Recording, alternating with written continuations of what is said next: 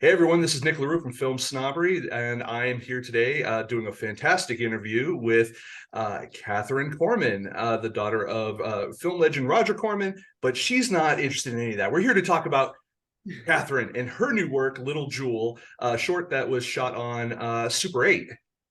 And I am kind of excited about this because I know you're kind of in the running. You're going for that Oscar campaign, and I'm definitely interested to hear about like how do you plan that, and what you do to get eligible for that and all that. And I'm sure that the folks that would eventually watch this are interested as well. So, how are you?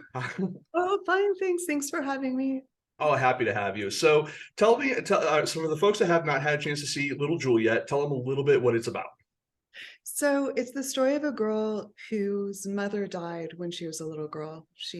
Her mother died in Morocco, and she was raised by sort of strangers, family, friends, one person to another handing her off through the years. And when she's 19, she's riding the metro and she sees her mother and she realizes the whole thing was a lie. Her mother never died in Morocco. She's been living here in Paris with her this whole time. So, sorry, go ahead. No, No. I'm just taking a breath and listening. Okay. So it then takes the form of a sort of version of a film noir where she starts following her mother around the city, trying to figure out who she is and what her life has become. But she never quite gets the courage to speak to her or meet her. So it's almost like a detective story of trying to discover the life of someone who's so close to you, but also has been completely separated from you. Yeah, when I watched it, I had the impression that it was kind of a combination of, like you said, film noir combined with like a French New Wave, and I was like, that's really interesting. And then of course I do a little more digging, and I'm like, oh, it's literally based off of from novelist Patrick Modiano, who it's a post-war French, you know. Nobel laureate, type of a situation with him, and so I'm like, okay, well now that part makes sense. What was your decision to make this on Super 8? And it's not your first Super 8 film either. You've done this before. Well, first of all, I want to say that's amazing that you got a sense that it was French because that's so deeply hidden. And obviously, we couldn't go to Paris and shoot there. Right. So it was just like around town in LA. But I remember I was studying with this editor named Gordon Lish, who is some people think is like the godfather of American minimalism. And there was always this difficult question of like, what do you take out and what do you leave in? And if you take something out of your work, are you going to regret it? And he would say, if you take something out, it's still in there. You just might not be able to see it anymore, but like the spirit of it will still remain. And I'm so incredibly pleased to hear that you saw it and you thought of France, because the whole thing is Paris. The whole thing is about the city of Paris. And in fact, Modiano said, he won the Nobel Prize and people were kind of like, he writes detective books. Does he deserve it? That was a big New Yorker article that some of us were a little appalled by. But one of the things he said, he kept it very, very natural, very real, very low key, very authentic. He didn't exalt himself upon winning this coveted award. And he was asked, what is your greatest inspiration? And I'm sure he could trot out, oh, it's Stendhal and Celine and whoever. But instead, he said it's the Paris phone book. Wow, that's And he said, interesting. it's amazing. And he said, I can look at a name and a phone number and an address, and it conjures a whole story and a whole world for me. It reminded me a little bit. I mean, it's slightly, obviously slightly different, but it kind of had like a Truffaut feel to it for me, like a kind of, whether it's like a 400 blows or even like Red Balloon type of thing, where you're just this fly on the wall following this person through location to location, and you're putting together what's going through in their mind, even with the narration on it. There's still more, and but not too much. Like I love the open to interpretation aspect of it, because it's yeah, I very much enjoy that style of film anyway, and so yeah, and look, my whole family is French, so maybe I'm just naturally keyed to that. So but yeah, I really enjoy it. Now, what is it about the Super 8 medium that appeals to you? Because I know that you also have a background as a photographer. Is it the style and the framing and the tone? Is it the tone of the let's call it the photo, the end result that you're seeing that appeals to you, or is it just this is what's convenient, this is what you've learned on? So it's absolutely everything. It's Okay. everything from beginning to end about Super 8. So I really love this sort of Jonas Mika, Stan Brakhage, sort of experimental diary filmmakers of the 60s and 70s, and how they would just I would say in a way it's like their lives were very ordinary looking. They didn't go out of the ordinary to dress things up or shoot in incredible locations or whatever, but their lives were infused with this atmosphere of poetry. Mm-hmm. And then all they would have to do is pick up a Super 8 camera and record it, and you would feel all of the sort of magic that they'd created around them. And it feels almost, shooting on Super 8 feels almost more like being an observer, Mm-hmm. than making a film. It's like there's a way you can like go into studio and light it properly and have all the equipment and have all the crew, and you've created this work and this image in this world. And with Super 8, it feels to me like, there's, you being French, I'm sure you connect with the concept of the flaneur, that you walk through the streets and it's a chance operation, like the Yeah. surrealists. The world just presents itself to you, and you trust that the world will present these poetic images to you. And that's what Super 8 feels like to me, is like, you can have faith in the world. And if you walk through the world with a Super 8 camera, you can record what you see, and the art will just already be made for you. It's really interesting too, filming in Los Angeles, and obviously, like you had said, like what Patrick had done in his novels was set in post-war France or Paris, but the similarities between Paris and Los Angeles is that if you turn a camera in certain ways, like you did with the Super 8, there is a timelessness aspect to it. And Mm-hmm. you can be in Los Angeles. I've lived in Los Angeles for about 6 years, so I know somewhat where you can be. Especially, I used to take the Union Station trains every day, Oh my God. so So I that must recognize have that been familiar to immediately. you, those Yeah. scenes from Union Station. So my whole thing with that was there are times where if there's people there and they're on their phones, or they're on there's or you are actively seeing the technology there, you can tell you're in modern times when you put it behind that Super 8 filter, as well as you eliminate the distractions around. It's the Yeah. 50s.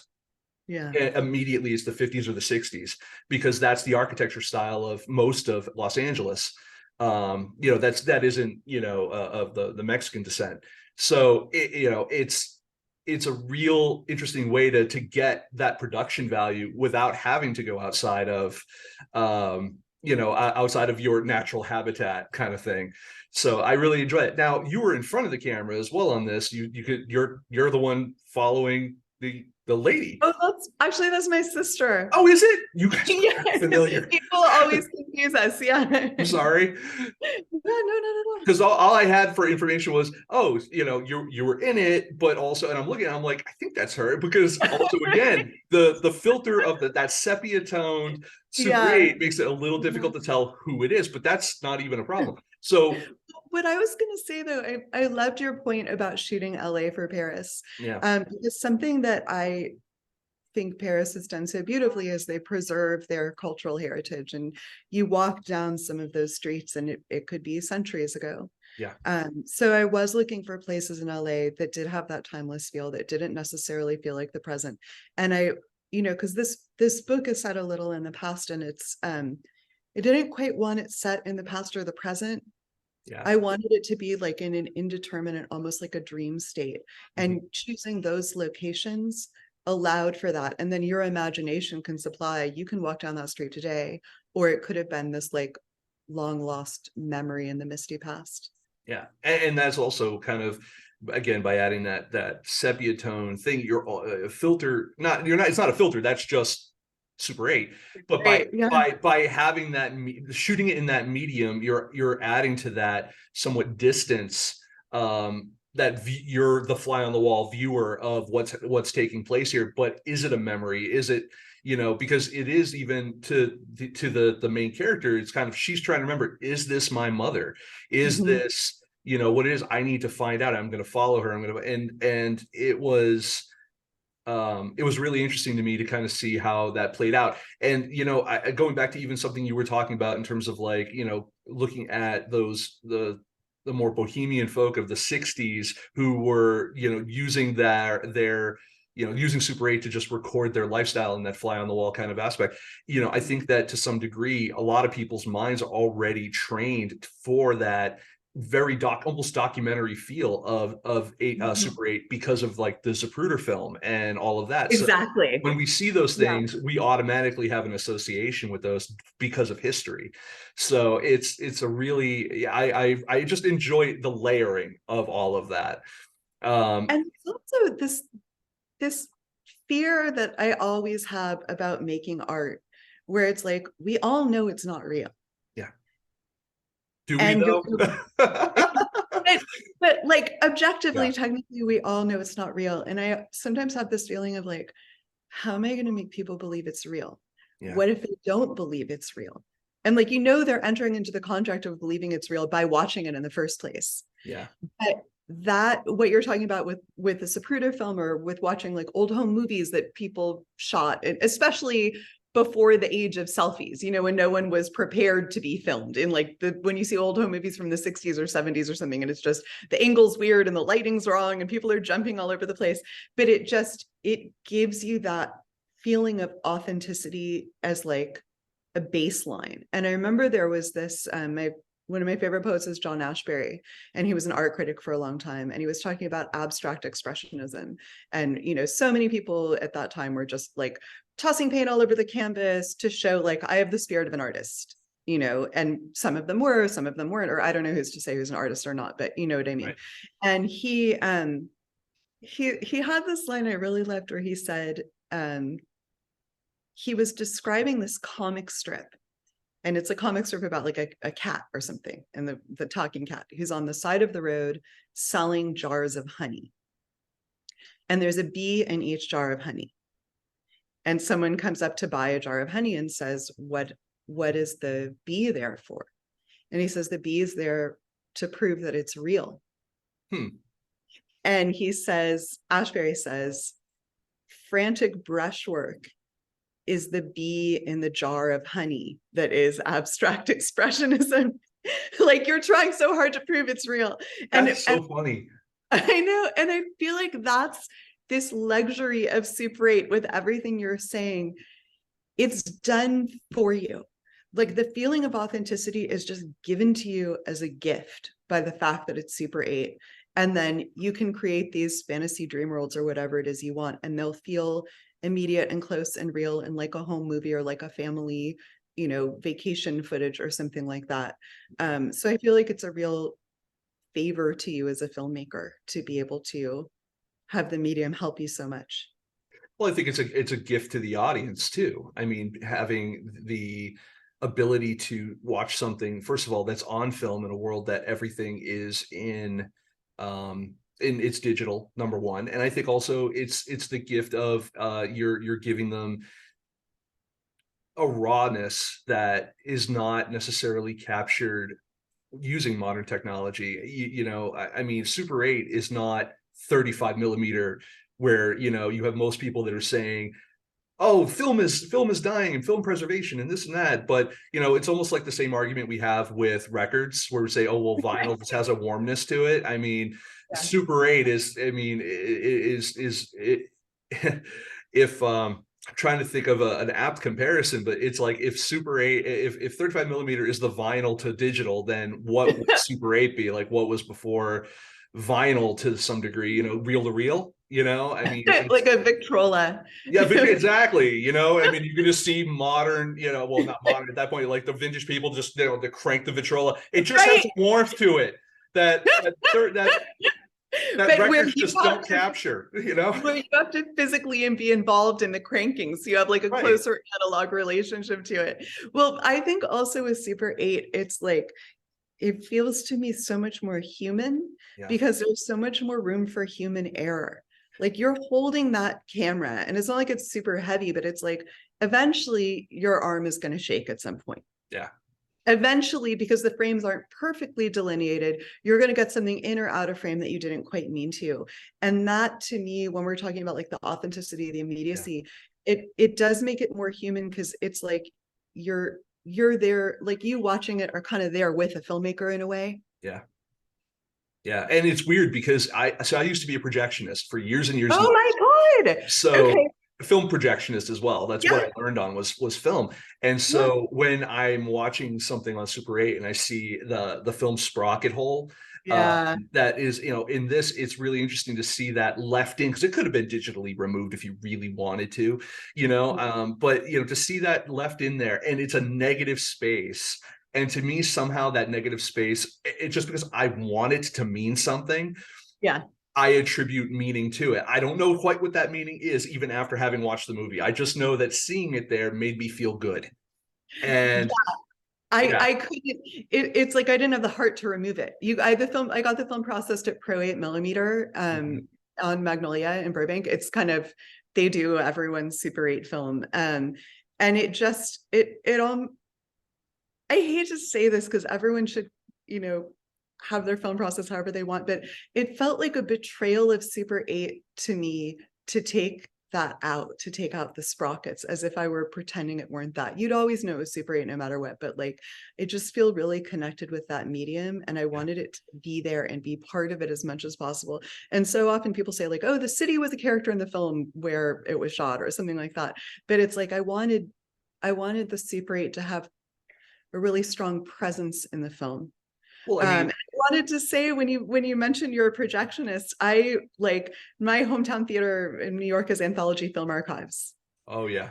Yeah, and I have a lot of friends who are projectionists there and who are really into film preservation and like completely devoted to shooting film, cutting analog, projecting on film. So I think it's a really beautiful art form, I would say. And I it's yeah, and it's absolutely dying out. And some of it's out of just, you have to make room for what makes money for the organization that is you're doing, but also, it's just there's a lot of people who don't know how to do it properly anymore. I mean, Right. I learned when I was in my teens how to Wow. handle film and splice it, and how to wrap things through a platter system and all that. And then when I moved to Los Angeles, I ended up working for Raleigh Studios and running their screening rooms for Wow. a couple of years. And they had 35 millimeter real changeover projectors, and it was like riding a bike getting back in those again. As a matter of fact, I remember my interview for that job when I first moved in there. I was just started out as a projectionist at Raleigh, and the gentleman who worked there, first his name is Walter. I think he's now over at Manhattan Beach Studios.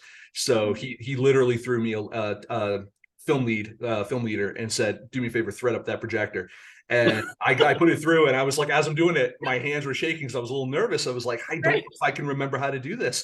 And I threaded it through, and I said, "Can you check that?" He checked. He goes, "Yeah, it's fine." And I'm like ride the bike. It's like one of those skills you just don't lose. Well, I Um, remember there was this book, now I forget the title of it. It was by a professor of history at Yale, and he was writing in what felt like sort of the dark ages in America, maybe, a couple of years ago. And he was writing about fascism and how fascism occurs. yeah, And we think we're a civilized society, we're post-Enlightenment, it could never happen here. And then you look at Europe in the 20th century and it did. yeah, And what he studied specifically is like, so what do you do?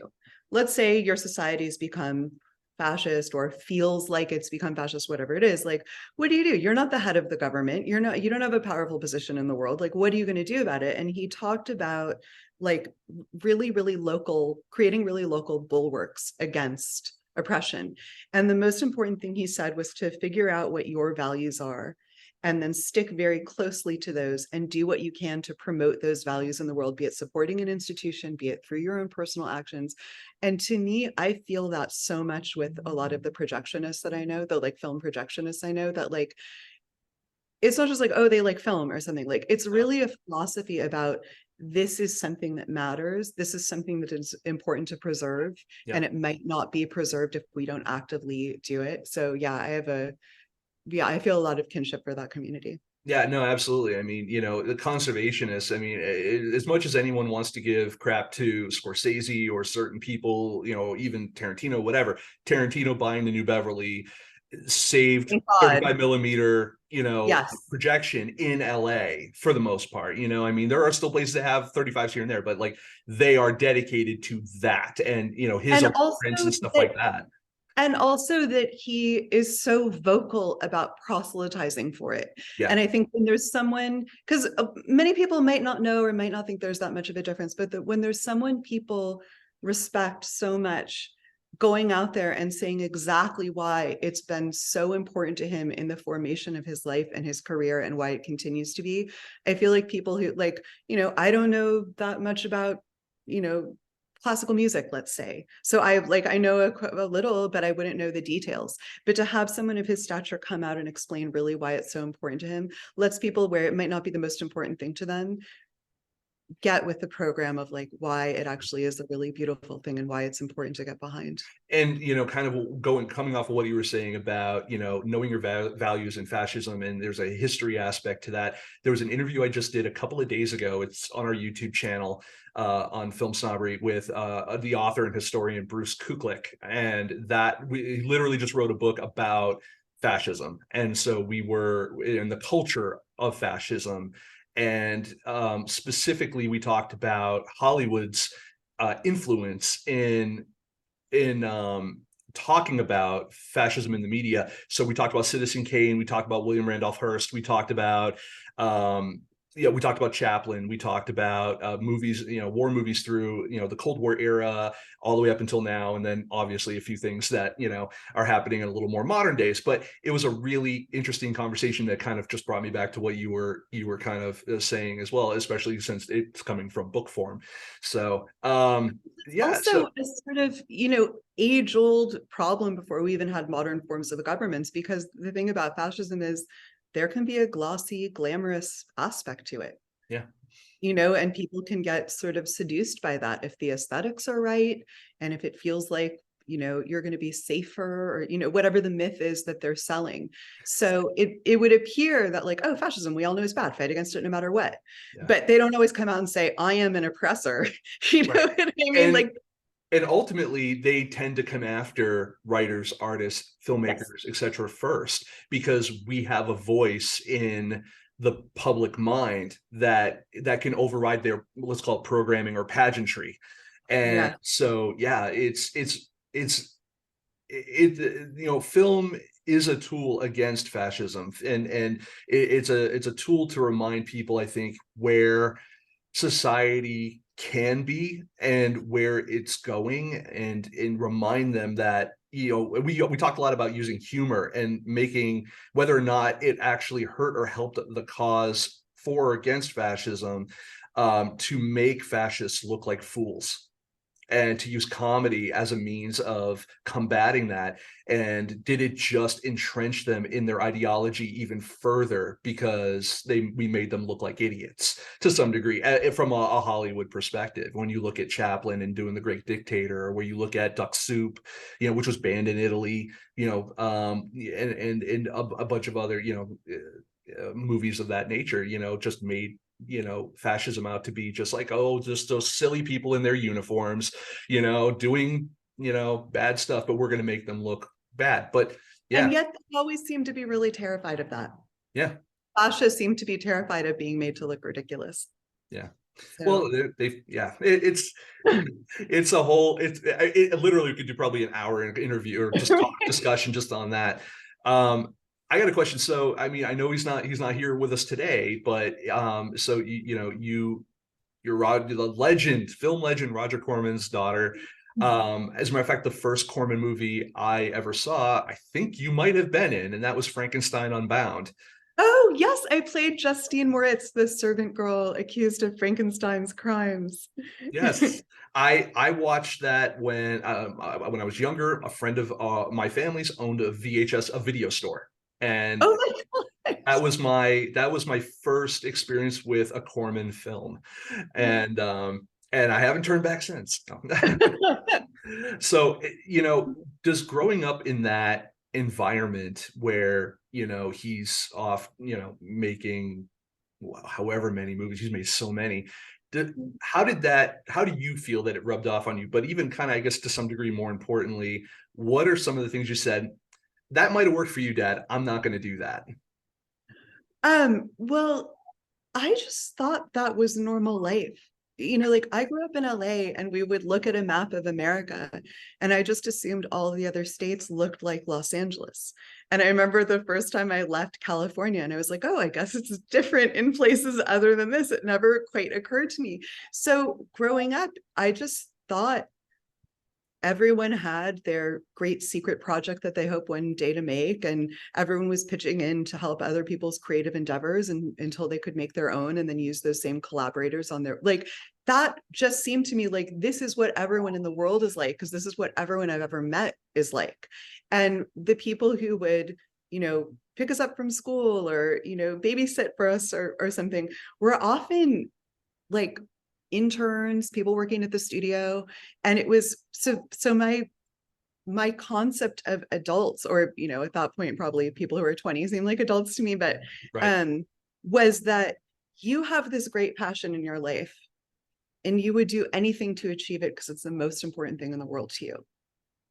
That's an interesting lifestyle to grow up in, and I say that as someone who I grew up in the Northeast. I grew up in Massachusetts, and ours is more of a culture of if you rise above your station in life, we're going to ostracize you for it somehow or give you some level of crap for it. So, I would say, what do you feel is the biggest lesson that you learned from your dad? I mean, just go do it, just go make the movie, just go shoot it, or it doesn't even have to be a movie, whatever it is that you most want to do. It's like there's so many ways you can wait for permission or wait for a bigger platform or wait to get, look, I didn't have a budget for this film. The budget was $100. That was the cost of the Super 8 film, you know. So there's so many ways to not do the thing that you're hoping and dreaming of doing. And like certainly with my father, he would just go out and shoot. There's this set left over and you've got 2 days, great, let's make it.